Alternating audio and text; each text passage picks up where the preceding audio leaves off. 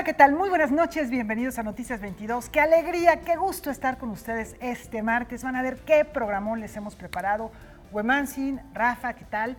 Compañeros, también por allá, Laura Regis, hola, en el lenguaje de lengua de señas como intérprete. Bueno, pues ahí estamos. Mi querida Laura, Hueman, amigos del auditorio, qué placer saludarlos. Y como bien refieres, hay mucha información y vamos dándole paso. Así es, bueno, vamos a comenzar con las palabras de la secretaria de Cultura, Alejandra Frausto Guerrero, quien habló del compromiso que tiene ante los pagos rezagados a la comunidad artística cultural de nuestro país. La titular de la Secretaría de Cultura reafirmó su compromiso con la libertad del sector. Esto durante la reunión que sostuvo con los creadores a los que se les deben pagos del año pasado. En este encuentro realizado en el Palacio de Bellas Artes, se informó que 7,000 artistas han trabajado en el programa de cultura comunitaria y que de los 4,000 pagos rezagados que se tenían, hoy solo faltan por liquidar 124. Yo le he pedido al equipo que conformemos un espacio pues no necesariamente de asesoría, acompañamiento permanente una vez al mes, en donde se pueda aclarar, por ejemplo, las convocatorias que están abiertas, qué tipo de mecanismos se tienen, la capacitación en temas de derechos autorales, que es importantísimo, la nueva ley fiscal, todo eso que a nuestra comunidad le importa y requiere de un espacio de acompañamiento y de sensibilización o de acompañamiento jurídico, todo el tema jurídico y administrativo. Al tomar la palabra, algunos creadores manifestaron su disgusto por los retrasos. Los pagos faltantes no son porque no hayan visto el correo los artistas, ni porque no tengan los papeles ante Hacienda necesarios. Los pagos pendientes fueron porque no estaban ustedes organizados y estructurados para la cantidad de eventos que tuvieron. A mí en algún momento he padecido este fenómeno y todo lo que yo gané lo tuve que pagar íntegro. Entonces ya no estamos hablando de un pago, sino estamos hablando de deudas. Estamos trabajando bajo un sistema que en administraciones pasadas nos dejó bastante sinsabores porque no hay un reconocimiento al trabajo. El esfuerzo extraordinario porque sus pagos sean a tiempo es un compromiso de la Secretaría. Yo me comprometo a que no vuelva a ocurrir una situación de este tipo y mi sincera y absoluta disculpa por el tiempo que tardaron estos pagos en este año, mi sincera disculpa por el malestar que tiene que ver esperar un pago cuando ya has hecho un trabajo y que haya tardado tanto tiempo. Ahí es donde estamos trabajando, para recortar estos trayectos, para ser absolutamente transparentes y ser muchísimo más eficaces. Otro anuncio que hizo la funcionaria fue que se trabaja en la seguridad social para el sector cultura. Pero el sector cultural, pues hemos estado siempre presentes en algún concierto en favor de algún amigo artista que está enfermo, o se conforman como lazos de solidaridad en momentos de crisis. Y esto se debe a que no existe como creadores, dentro de su libertad y dentro de su trayectoria, pues un empleador permanente.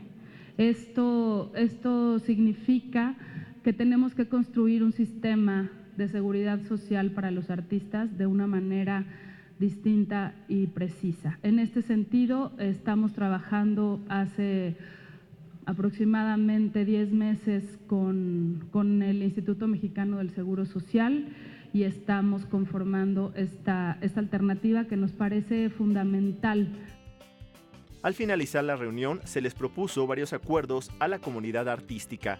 Algunos son: seguimiento a los 124 pagos faltantes, construir la ruta jurídica administrativa para garantizar los pagos en tiempo y forma entre la institución y los prestadores de servicio. La Secretaría de Cultura hará público los lineamientos del programa Cultura Comunitaria para transparentar los procesos de selección de los prestadores de servicio, y la Secretaría se compromete a través de las subsecretarías a desahogar los temas que se acuerden en las reuniones. Noticias 22, Alberto Aranda. Bueno, ya lo que vaya ocurriendo, como avance esta situación, les daremos cuenta por acá. Bueno, vamos a otra información que tiene que ver con la voz del pueblo de México. La memoria sonora de nuestro país resuena en Radio Educación. Un recorrido panorámico por las principales etapas históricas del país, desde la conquista y colonización de los pueblos originarios, pasando por la colonia, la independencia, la lucha contra la intervención francesa, así como los conflictos sociales del siglo XX y hasta la actualidad, es lo que ofrece el programa radiofónico Historia Viva, la voz del pueblo de México, que produce el Instituto Nacional de Estudios Históricos de las Revoluciones del país desde hace más de 2 décadas y que ahora se transmitirá a través de la frecuencia de Radio Educación. Una cosa que nos interesa mucho es que puedan acceder a estas garantías que les estamos ofreciendo de tener una información de historia de México que es fidedigna, que es interesante, que es atractiva y que les puede servir en sus cursos, tanto a los alumnos como a los profesores. Hay que decirlo así con todas sus letras, ¿eh? Este es el programa de historia de la radio en México y no hay ninguno otro que se le parezca, sobre todo por este prestigio. Y por lo tanto, para Radio Educación, pues es un gran honor que ahora este programa se pueda transmitir en sus frecuencias. La columna vertebral del programa va a ser una entrevista con especialistas. Dependiendo del tema, vamos a invitar a una mujer o a un hombre que se hayan destacado por sus contribuciones historiográficas. Y va a tener también unas secciones especiales. Vamos a transmitir cápsulas, algunas que son transversales. Por ejemplo, este año, que es el año de Leona Vicario, vamos a tener una cápsula de Leona Vicario durante los primeros 3 meses, contando lo más importante de su vida y de su obra. También se realizarán notas informativas de las mujeres y niños que tuvieron un papel importante en estas luchas. Además, tendrá una sección musical. Damos casi por hecho de que decenas de radiosoras públicas y comunitarias del país retransmitirán, ya sea en vivo o de manera diferida, este programa porque alimenta mucho lo que es la radio pública, el servicio público. Historia Viva, la voz del pueblo de México, se transmitirá en vivo todos los miércoles a la 1 de la tarde y tendrá duración de 1 hora. Esta radiorevista, conducida por Ivette Mota y Felipe Ávila, forma parte de la renovación del 30% de la carta programática que Radio Educación realizará para el presente año. Noticias 22, Karen Rivera. Bueno, además con el contexto, con la información, la calidad que tiene el INER, seguramente la unión de estas dos instituciones será un verdadero agasajo. Y ahora nos vamos a platicar de nuevas tecnologías, de innovación. Son más de 70 proyectos y plataformas que fueron presentados y diseñados, no solo presentados, en el Complejo Cultural Los Pinos, un encuentro muy interesante. Así es, se trata Global Game Jam. Más de 70 juegos y plataformas fueron diseñados durante la 5ª edición del Global Game Jam 2020, que se realizó en el Centro Cultural Los Pinos. El objetivo principal de este evento es crear redes de trabajo, hacer network, conocer gente que le gusta lo mismo que a ti y compartir. No damos premios. Creo que lo más importante de la Jam es no dar premios. Damos reconocimientos, pero el dar premios lo que hace es competencia, que de repente se tiran unos a otros. No, el Jam es creativo, es más artístico, se da el punto de partida y de ahí es crear. Más de 500 jóvenes trabajaron por más de 48 horas continuas en elaborar historias, contenidos y animaciones que darán paso a los juegos de video. Es una industria que en los últimos años ha producido más utilidades que la industria del cine y la música juntas en el mundo. En México tenemos mucho talento y creo que vale muchísimo la pena impulsarlo de esta oportunidad que ya conocemos, que está muy cercana al cine, que está muy cercana a la animación y que aparte todo mundo puede entrar a desarrollar juegos. Y lo divertido de esto es que todos los proyectos que salen de aquí salen bajo licencia Creative Commons. Y este es el objetivo, de que se pueda compartir toda la información, todo lo que hiciste, tu código fuente, cómo estructuraste tus reglas, las puedas compartir para que otras las puedan utilizar, aprender de ellas y poder desarrollar juegos a partir de tus ideas, siempre dándote el crédito respectivo. Los proyectos desarrollados estarán alojados en la página de Global Game Jam. Este encuentro es mundial y el inicio de actividades del equipo del laboratorio de juegos del Centro Cultural Digital, que para este año preparan un festival gamer sobre deportes electrónicos y una feria del juego. ¿Qué es lo que sigue? Principalmente las noctabundas en el Centro de Cultura Digital, que es en las noches de museo, los últimos miércoles de cada mes, de 5:30 de la tarde a 9:30 de la noche. Pueden venir a jugar con nosotros en el Centro de Cultura Digital y vamos a tener el Tabletop Day. Queremos organizar otra vez una edición del Día Internacional de los Juegos de Mesa. Lo queremos hacer en abril y ahí vamos a traer juegos de mesa de todo tipo. Queremos hacer también, todavía está un poquito en veremos por cuestiones de logística y tiempos, queremos hacer el Festival Gamer. Noticias 22, Óscar Cortés. Bueno, esta es la invitación, tenemos otras informaciones. Así es, la UNAM, hoy fue un día difícil en distintos centros educativos de la Universidad Nacional Autónoma de México, envió un comunicado, un boletín donde informa que este mediodía fueron entregadas a las autoridades de la Escuela Nacional Preparatoria las instalaciones del plantel número 2 Erasmo Castellanos V, que mañana retoma actividades de manera normal. Así es, bueno, continúan otros centros y planteles educativos, como les hemos comentado y como también se sabe de la UNAM, siguen tomados. Efectivamente, y bueno, los reclamos son diversos, entre ellos acusaciones de acoso sexual hacia los profesores, otras que tienen que ver con el control de salud, con el apoyo a la salud de los estudiantes. Hacemos una pausa, tenemos más al volver.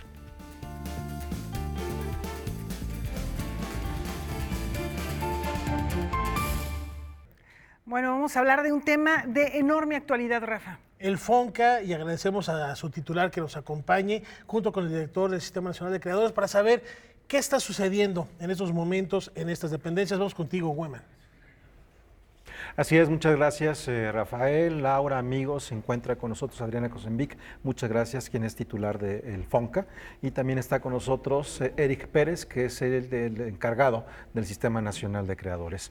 Bueno, en estos días hemos visto algunas diferentes informaciones, mucho también en redes sociales.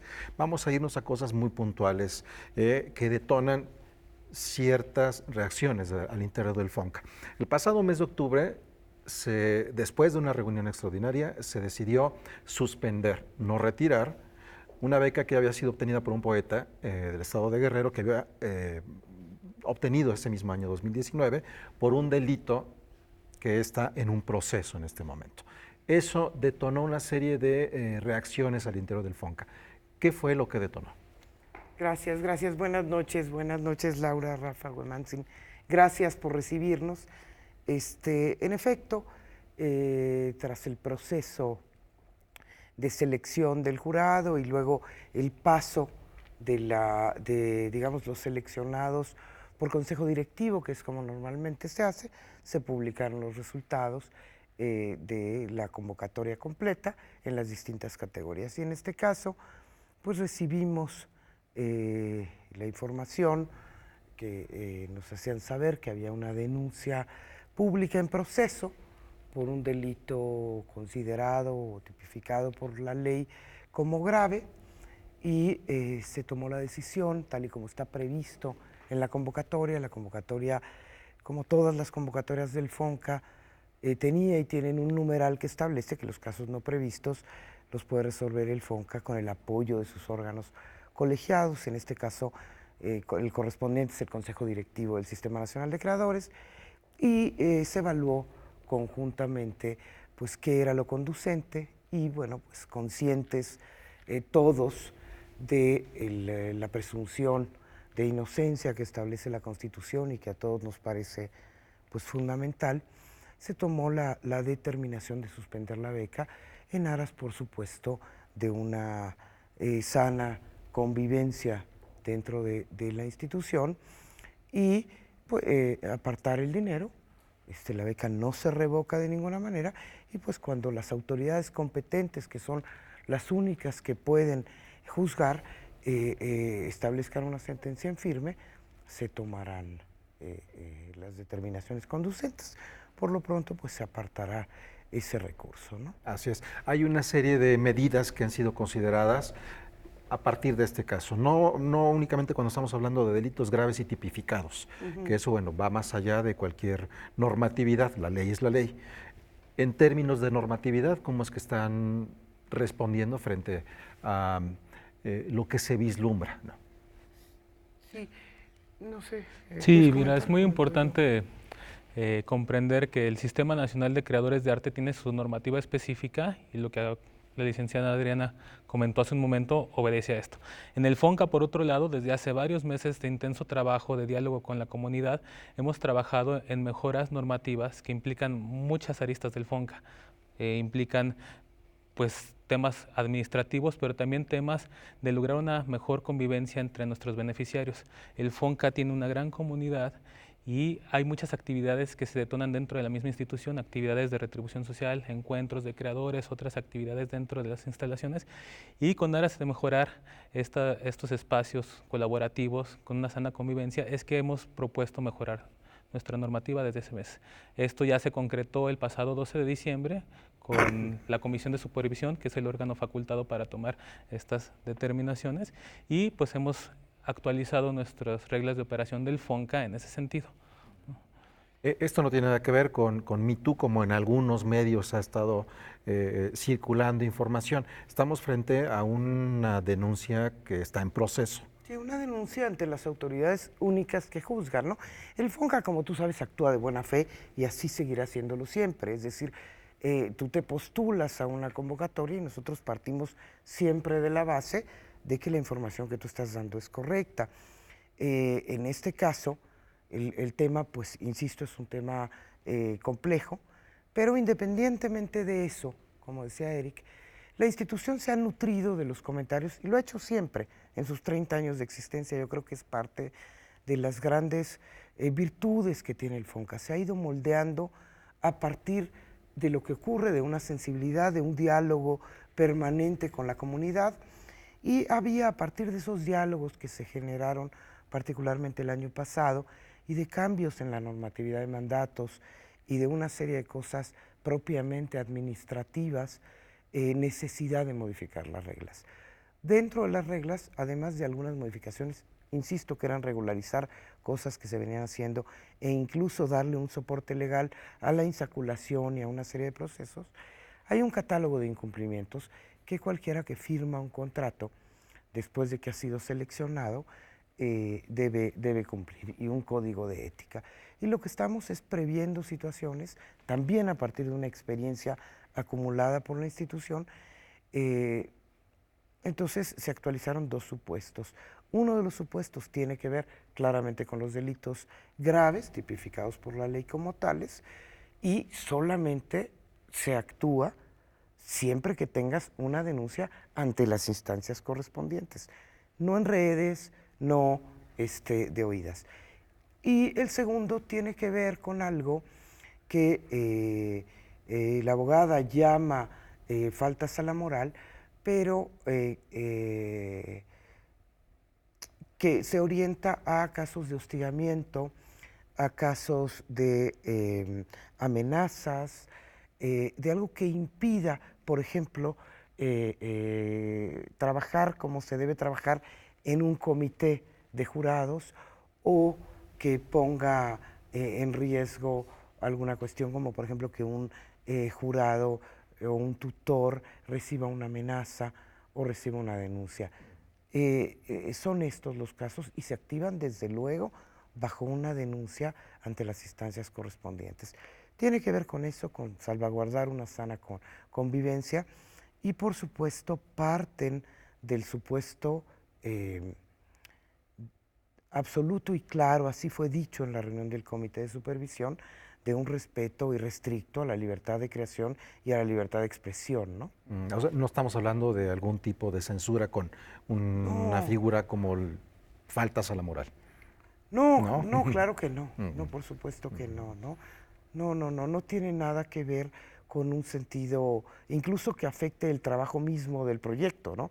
Tiene que ver con el trabajo operativo, insisto. Además de las instituciones, todas las instituciones, aquí en Canal 22, en la Secretaría de Cultura, bueno, son cosas que no están permitidas. Claro, es como es un código de trabajo interno. Claro, y del acoso y demás. Los códigos de ética, las reglas de operación de este tipo, pues tú lo sabes, se van nutriendo de la experiencia, de los casos que se generan, y a partir de eso se van mejorando, ¿no? Perfecto. Y ese es el sentido. Creo que ha habido ahí un poco de malentendido de qué es lo que se ha hecho, ¿no?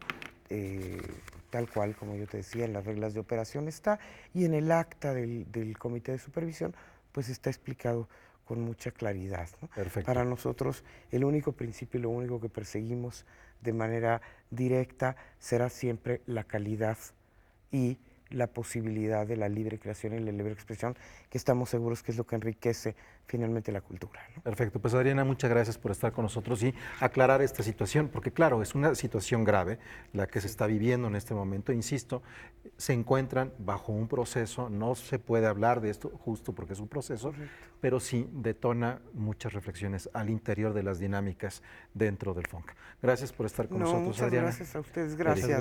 Gracias. Muchas gracias. Gracias. Bueno, continuamos con ustedes. Sí, gracias, Weman. Adriana, Eric, muchas gracias. Interesante la propuesta y sobre todo, como bien dice Wemansin, esclarecer la situación para evitar malos entendidos o la tergiversación de la información. Efectivamente, bueno, esto también yo creo que hablaremos de ello más adelante. Muchas gracias, Adriana, de verdad, ambos por estar aquí y empezarnos a dar la información hasta donde es posible, porque hay que tener cautela, es algo que está en proceso. Y les comentamos que la Universidad Nacional Autónoma de México reconoció a la coreógrafa Lourdes Lecuona. Esto por su impulso al desarrollo de la danza en nuestro país.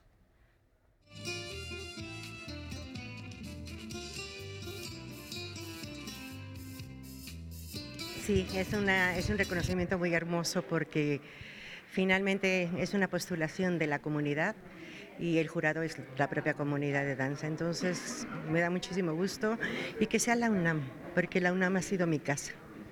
Entonces regresar una vez más y ahora con este motivo, pues creo que es un regalo que la vida me da enorme.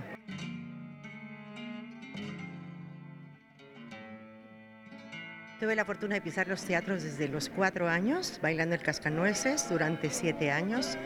Incursioné en la música a los 7 años y también como otros 7 años combiné la danza con la música. Entré a la UNAM y estuve prácticamente casi 3 administraciones, 2 administraciones en el INBA, en la coordinación de danza. Después estuve en el CENI de Danza, que es el Centro de Investigación para la Danza, casi 3 administraciones. Y así lo que te diga es que dentro del campo artístico, dentro de la danza, la vida me fue llevando por las instituciones. Yo digo que yo elegí la danza como una forma de vida, pero que la danza también me eligió a mí, porque finalmente me permitió construir junto a grandes equipos, grandes proyectos, y sobre todo crear ese piso sólido que la danza tiene.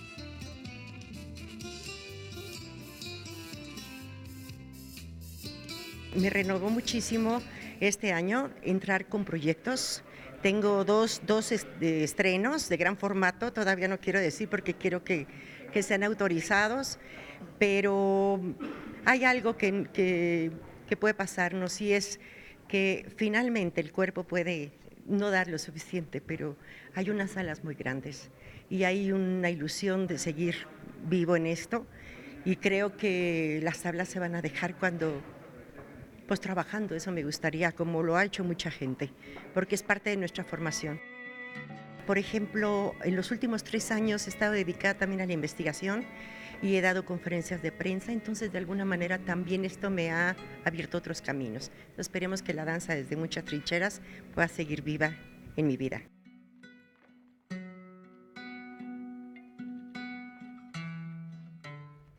Bueno, pues nos vamos a una pausa y antes una recomendación.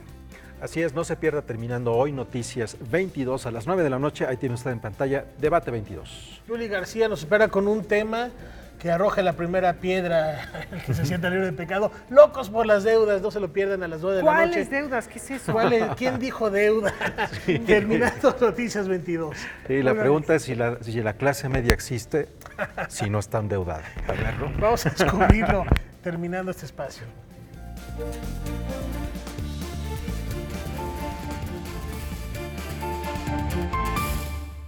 Ahora veamos qué fue lo que sucedió en la celebración de los 250 años del natalicio de Ludwig van Beethoven, con lo que inicia la celebración en nuestro país.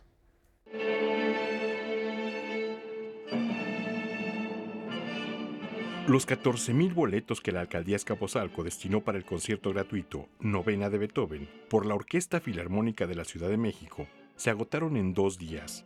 Así lo afirmó Roberto Mejía, director ejecutivo de la agrupación musical, durante la conferencia de prensa que hace unos días anunció el concierto por el 250 aniversario del natalicio del compositor alemán.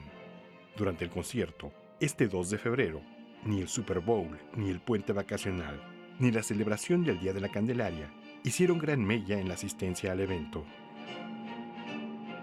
Este es un primer gran evento de colaboración entre las autoridades culturales de la alcaldía de Azcapotzalco, una de las 16 que junto con las otras 15 han demostrado un gran interés por insertar los derechos culturales como parte sustantivo de su quehacer gubernamental. 2, el hecho de que el espacio se nos haya facilitado.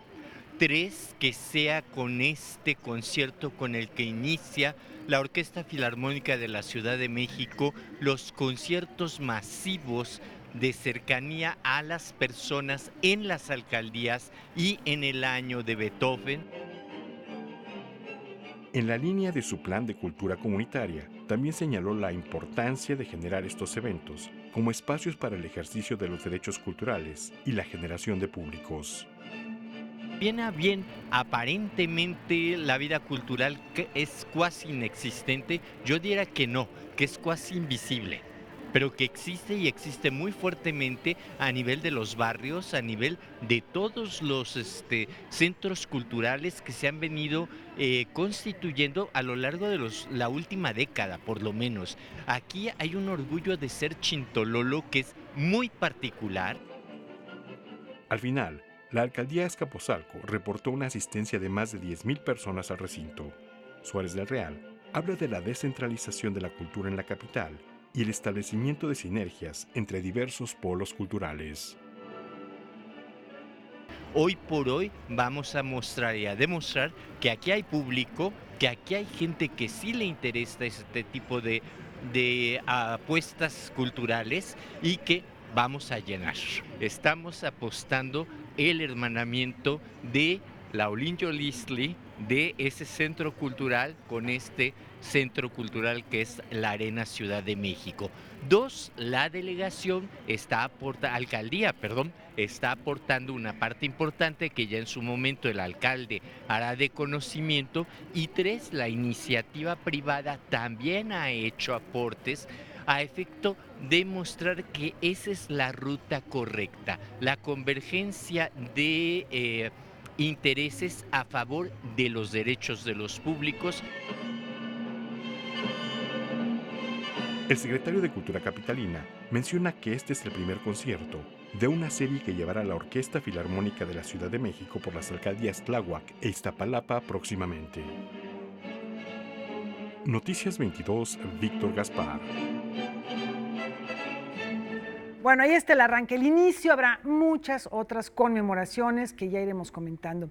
Y nos vamos a ir a Madrid. La Casa de América en aquella ciudad ha creado la guía 50 creadores latinoamericanos, con la que busca estrechar aún más las relaciones, los vínculos entre España y América Latina. Francina Islas está por allá. Reconociendo el talento de medio centenar de latinoamericanos afincados en Madrid por lo menos hace 3 años, la Casa de América publicó una guía que reúne a estos creadores, destacando en disciplinas como danza, teatro, música, literatura, fotografía o gastronomía. De todos ellos, 3 son mexicanos, como la poblana Sara Herrera, quien ha encontrado entre los fogones su espacio de expresión. Lo que yo quiero implementar aquí en España es que los españoles conozcan la comida mexicana tradicional y que no nada más se enfoquen en los tacos o en las margaritas. Ya hay muchos restaurantes aquí en Madrid, bueno, yo creo que en toda España, que son fusiones, mexicano con asiático, mexicano con mediterráneo, pero nosotros no, los productos que usamos son muy auténticos, también como las técnicas que usamos, hay técnicas prehispánicas, usamos el molcajete para hacer algunas salsas, para hacer el guacamole también. Eso es lo que tratamos de resaltar en el restaurante. En la categoría de cine, el diseñador de sonido Ilan Dune ha enriquecido su universo sonoro en Madrid. Actualmente trabaja en la película de Rubén Buren, Maquis, sobre la posguerra española. ¡Sagrario, corre! ¡Corre! Que es un retrato del año 49, la época de la posguerra civil en España, y es un retrato del sufrimiento de las mujeres que vivían en la época de la posguerra. Esta es, yo creo que la cosa más grande que he hecho en los últimos 3 años o 4 años en Madrid. He trabajado también diseñando un poco el diseño sonoro para teatro y trabajando de técnico audiovisual para ellos. Lo más importante es cuando viajas de un país a otro, cuando sales y cruzas el océano para llegar a otro país, ya el simple hecho de estar haciendo eso te abre la mente como, o sea, te abre un abanico de posibilidades, un abanico de pensamientos. Otro de los mexicanos seleccionados es el diseñador regiomontano Margil Peña, quien destaca por sus creaciones donde lo femenino y lo masculino tienen ambiguas fronteras. Para Canal 22, desde Madrid, España, Francina Islas, corresponsal. Bueno, vamos ahora con profesionales del cine y la televisión que comparten los secretos de la actuación a través de los talleres Interacting Labs. Jugar, explorar, crear, construir e impulsar el aprendizaje son los pilares del proyecto Interacting Labs, que ofrece herramientas y técnicas del universo de la actuación a los artistas y al público en general a través de talleres impartidos por profesionales del cine y la televisión del mundo. Este año, los talleres inician en febrero. Bueno, mira, el primero, que va a ser 14, 15 y 16, es con una maestra que se llama Yeya de la Paz. El taller se llama La Voz del Personaje. La idea es que a partir de nuestras propias herramientas, de nuestra propia voz, logremos crear otras voces para otros personajes. Tenemos otro taller que se llama Las claves de un buen casting. Lo va a hacer un maestro que se llama Juan Pablo Rincón. Él ha hecho casting para Hollywood, ha hecho casting para Fox Internacional, y la idea es que él, a partir de su experiencia, le dice a la gente cuáles son las claves con las que tienes que llegar a un casting. ¿Cómo puedes sorprender a un director de casting? ¿Cómo puedes ganarte un personaje? ¿Cuál es la tarea que debes hacer antes de llegar? ¿Cuál es la propuesta que puedes hacer para sorprender y que sirva? ¿Qué sí debes y qué no debes hacer? Realismo, melodrama, comedia son algunos de los géneros que serán impartidos en estos talleres durante el año en colaboración con la Facultad de Cine de la Ciudad de México. La idea es tener 2 o 3 talleres al mes. Vamos a traer diferentes técnicas. Vamos a traer niveles básicos, niveles medios, niveles avanzados. La idea también es que la gente se anime, porque no es solamente, estamos de la mano con la Facultad de Cine, pero no solamente es para los estudiantes de la Facultad de Cine, también es abierto al público. La programación completa pueden consultarla en Instagram, a través de Interacting-Labs. Noticias 22, Karen Rivera. Llegó el momento de dar un recorrido por la actividad cultural de la República.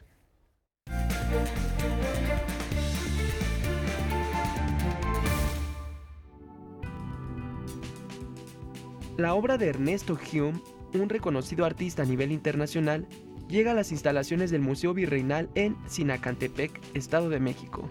Esto como parte de los esfuerzos de la Secretaría de Cultura por acercar a los mexiquenses al arte, así como promover diferentes manifestaciones artísticas.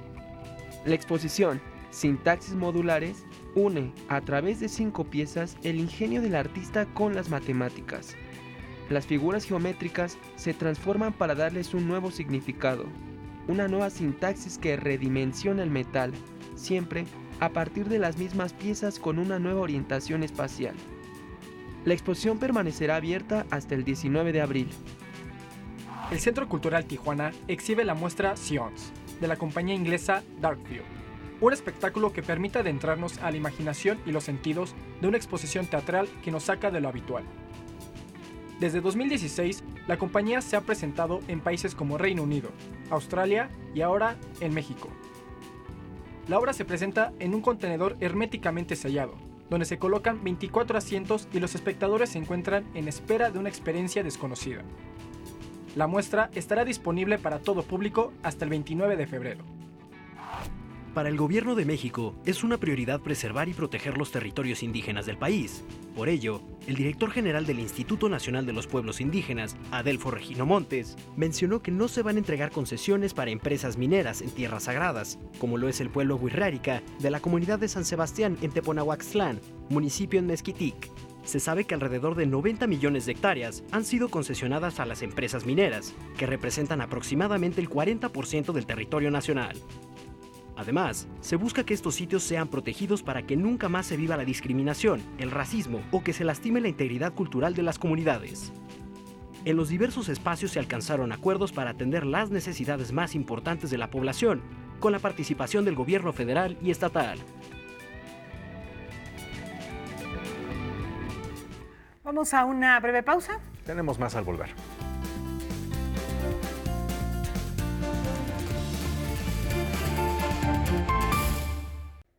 Es un honor recibir esta noche a Alberto Ruiz Sánchez en el Martes de Enfoques, que va a llenar este estudio de poesía. Así es, y recordaron ustedes que en Noticias 22, en el pasado mes de diciembre, tuvimos oportunidad de conversar con él en la Feria Internacional del Libro. En esa feria, Laura y yo estábamos hablando con Alberto, que es muy cercano a este espacio, a propósito de un nuevo poemario inspirado en esa flor maravillosa que dentro de unas semanas va a inundar nuevamente la Ciudad de México, y son las jacarandas. Más allá de eso, vamos a escuchar algunos secretos que le contará Laura Barrera.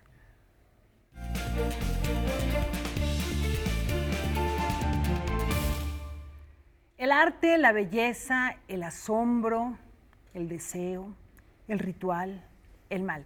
Todos ellos los he explorado desde la poesía, desde la prosa, como observador, como creador. Pero lo mejor de todo es su capacidad de compartirlo. ¿Un autor de culto masivo se puede? Sí, es Alberto Ruiz Sánchez, está con nosotros para hablarnos de uno de sus tantos hallazgos, como decía Huemanzin, de una planta, de un árbol que, con su excesiva presencia, hasta las carencias borran. Las jacarandas.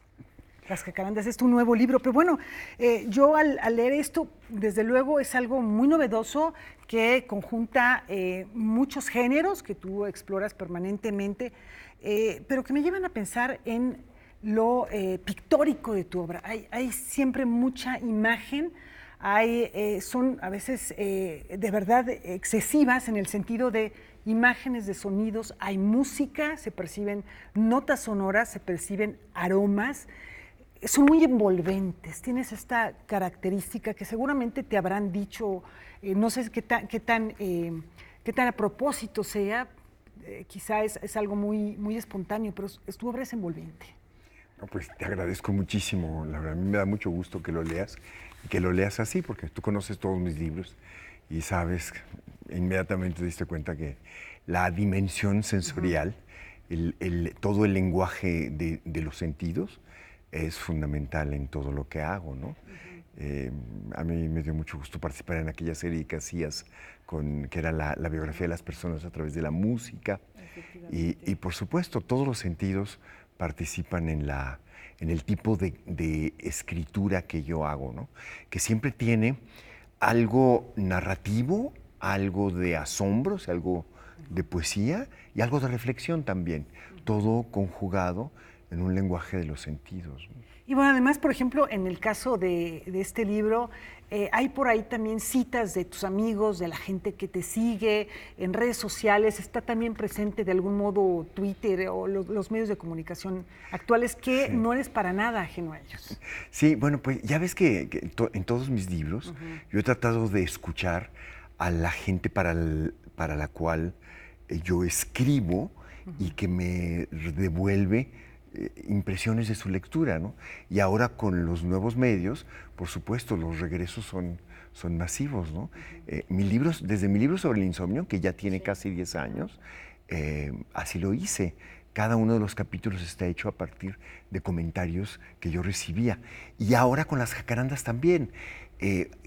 Yo tengo la sensación de que cuando comencé a hacer este libro, ya hace algunos años, la pasión por las jacarandas no era tan grande como ahora. Yo creo que ha ido creciendo y que mucho tiene que ver que muchos nos atrevemos a quererlas, a cuidarlas, a valorarlas, porque hasta hace poco era masivo el número de gentes que quería barrerlas rápidamente, que le molestaba porque pensaban que era algo que ensuciaba, en lugar de darse cuenta que es algo maravilloso, tanto que esté en el árbol como que esté en el suelo, ¿no? Ahora, esto que dices ocurre yo creo que con este libro vas a transformar muchas maneras de mirar, ya lo has estado haciendo a través de los comentarios que has venido haciendo desde hace tiempo en redes. Lo mismo seguramente está ocurriendo con tu literatura en su conjunto, con el Quinteto Mogador, en fin, tu obra tanto como cronista, como narrador, como poeta, es muy germinal, digamos, en el sentido de que origina muchas otras cosas. Puede originar alguien que a partir de ello reflexiona sobre otros temas, alguien que puede hacer una danza a partir de ello. Todas estas ramificaciones generan una especie de cultura Alberto Ruiz Sánchez. Pues mira, más que sobre mi persona, sobre los temas que trato de despertar, ¿no? Y la manera. Sí, y sabes que yo he tenido esa suerte, ¿no? Que por lo menos en las cosas de las que hablo, lo que digo y cuando lo publico significa para otras personas, ¿no? Y sienten que les dice algo vivo, ¿no? El conjunto de poemas que está aquí en este libro, Dicen las Jacarandas, está compuesto como una pieza musical. Por eso decías, de pronto participan las voces, y literalmente son las voces. O sea, hay una parte de obertura, hay una parte de allegro, hay una parte de coro. Hay dos tipos de coro. Hay un coro de grandes voces, de grandes personalidades, que es como la parte filosófica, donde de manera poética hablo de qué piensan y qué les dicen los árboles a ciertos pensadores, 5. Y después viene un coro realmente masivo de lo que dice mucha gente, entre ellos muchos escritores, sobre las jacarandas, en fin, que es la manera con la que termina el libro, que es un collage de voces que cantan a las jacarandas, ¿no? Y terminas con esta coda. Todos estos hallazgos que impulsan a la gente a buscar y demás, digamos que quizá yo lo que recuerdo muy marcadamente, que dije, yo tengo que visitar esos lugares, yo tengo que estar ahí, es este descubrimiento tuyo, o redescubrimiento quizá del desierto, porque tu padre, si no me equivoco, era de Navojoa. Mi familia es de Sonora, pero vivimos en Baja California.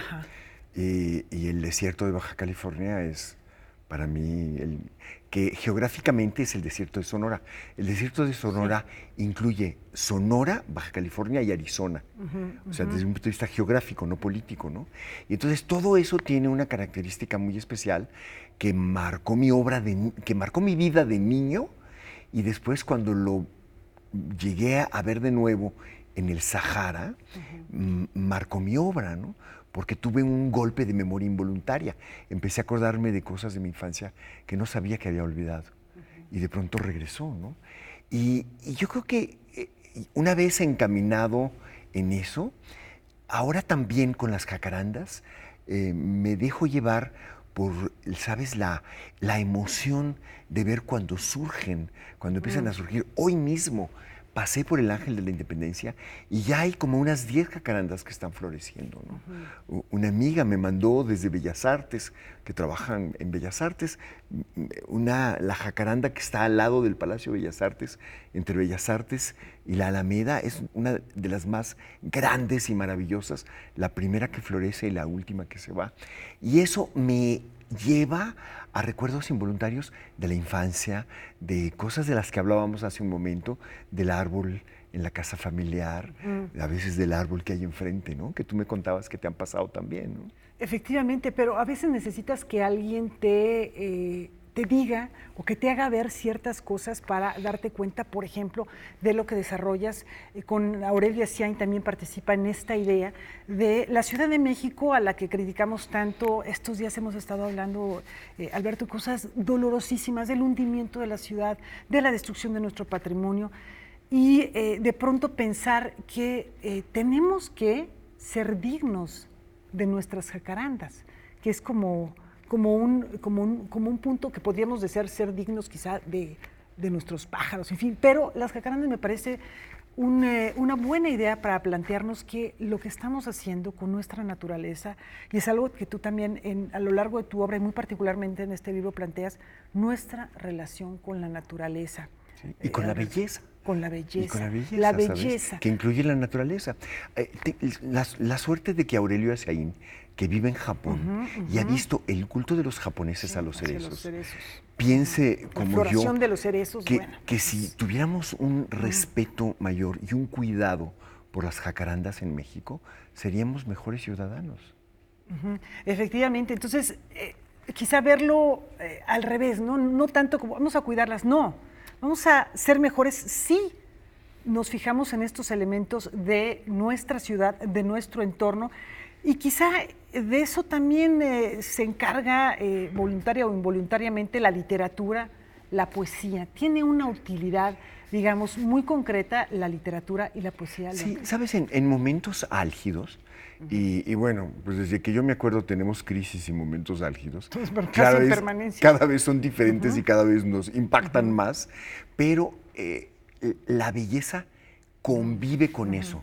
O sea, de leer poesía, leer algo que tiene que ver con la naturaleza, no es huir de la realidad sociopolítico violenta, es aceptar que esa dimensión también está en la vida y que también tenemos que mirarla, cuidarla y hacer que no deje de formar parte de nuestra vida cotidiana. Algo a lo que nos has invitado a través de tu obra, muy concretamente literaria, digamos, pero también a través de tu trabajo en Artes de México con Margarita de Orellana, dirigiendo la revista y la editorial, es no solamente disfrutar, sino a entender, a comprender. ¿Eso qué permite? Sí, pues, sabes, tenemos un lema en la revista que está llena de imágenes de cosas bellas que los mexicanos hacen con las manos, porque creemos que un país se define más por las cosas que las personas hacen con las manos que por sus gobernantes. Los gobernantes se olvidan. ¿Qué presidente estaba en México cuando se escribió Juan Rulfo? Cuando se escribió El laberinto de la soledad. No importa, ya no importa. Eso se olvidó, pero las cosas que se hacen con creatividad quedan. Y entonces tenemos que poner no solamente atención a estas cosas bellas y permitir y promover que se sigan haciendo y que se hagan de diferentes maneras con nuevos creadores, sino que además tenemos este lema que de alguna manera insinuaste muy bien ahora al introducir el tema de Artes de México. Nuestro lema es sumar al placer de contemplar el placer de comprender. O sea, las cosas bellas de México hay que saber también por qué existen.